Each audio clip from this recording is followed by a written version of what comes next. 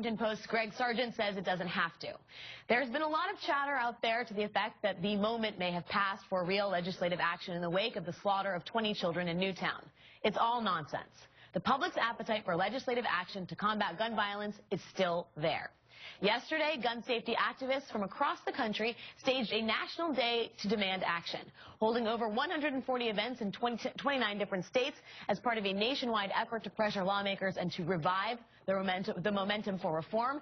But no good deed goes unpunished. At one of the events in Indiana, uninvited guests made an appearance.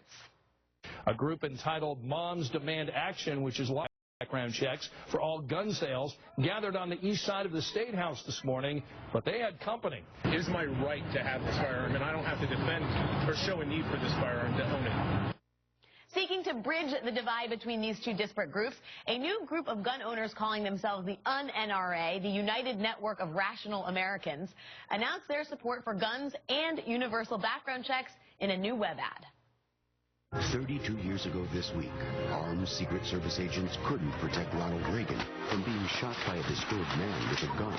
But President Reagan believed something could have prevented the attack. Tell the Republicans to join President Reagan in supporting tough, enforceable background checks. President Obama is headed to Colorado next week to highlight the state's new gun safety laws, but we still have another week until Congress returns to Washington to work on theirs. Whether reason wins the day depends on just how crazy Congress allows itself to get. I'm joined now by Mark Glaze, Director of